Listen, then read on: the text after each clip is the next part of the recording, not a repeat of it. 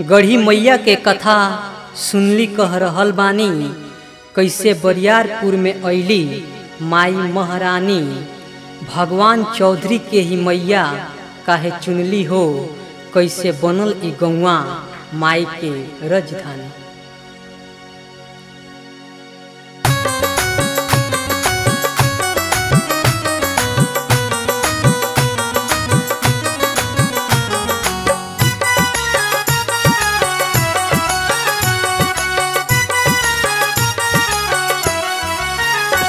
गढ़ी माई के कृपा से ही काम हो गइल।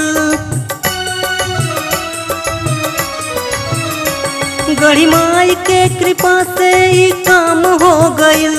गढ़ी माई के कृपा से ही काम हो गइल। बरियारपुर जगाओ रहे धाम हो गइल। कैसे अइली हाँ, कैसे अइली इहाँ, कैसे अइली हाँ माई महारानी। सुनली सबके सुनाई हम कहानी। सुनली सबके सुनाई हम कहानी। सुनली सबके सुनाई हम कहानी। सुनली सबके सुनाई हम कहानी। सुनली सबके सुनाई हम कहानी।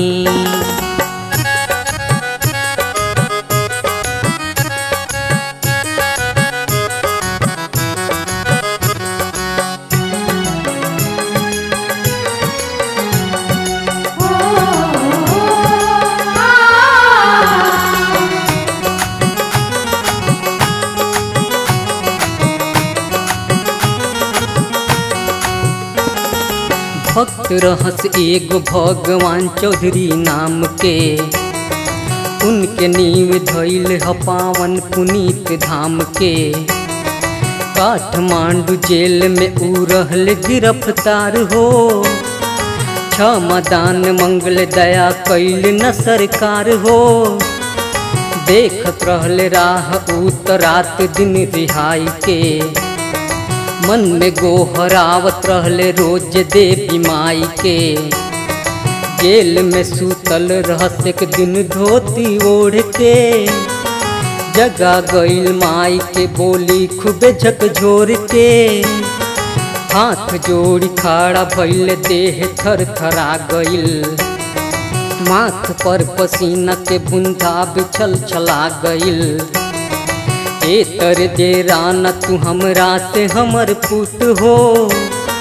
तहरा तो बने के बाट जग में हमर दूत हो। लेके चल हमरा के अबही बरियारपुर हो।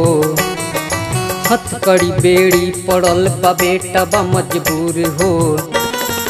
बेटा के आवाज से माई के असन हिल गइल। बेटा के आवाज से माई के असन हिल गइल। बेटा के आवाज से माई के असन हिल गइल।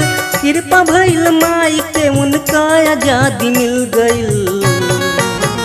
सच के सरधाना, सच के सरधाना, सच के सरधाना बिरथा भइल बा। बतिया मानी चाहे रउआ न मानी। बतिया मानी चाहे रउआ न मानी। सुनली सबके सुनाई हम कहानी। सुनली सबके सुनाई हम कहानी। सुनली सबके सुनाई हम कहानी।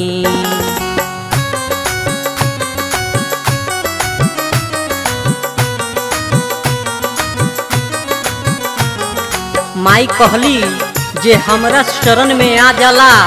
कष्ट पीड़ा सभी भुला जाला। चिंता फिक्र छोड़ तू दिमाग न खर्चा कर। जाके तू समाज में बस धर्म के चर्चा कर। 5 बरिस पर मेला लागी होई इंतजार हो।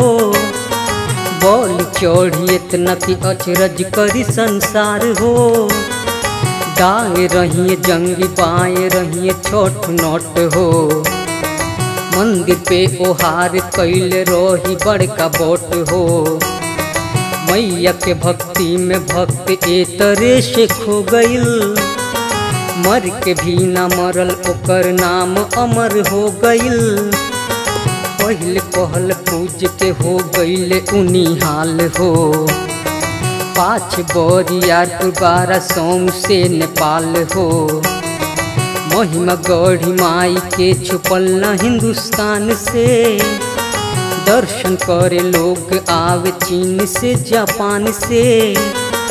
मैया के दर्शन करे जे लोग यहाँ आवेला। चौधरी के आसन पे जाके माथ के नवावेला।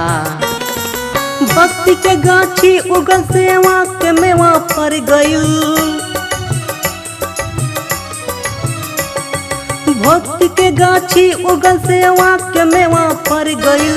भक्ति के गाछी उगल सेवा के मेवा पर गइल। गाँव नगर कुल खानदान सब तर गइल।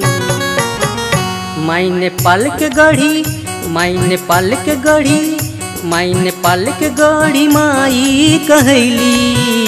घायल चंदन के सुन ली जुबानी, घायल चंदन के सुन ली जुबानी।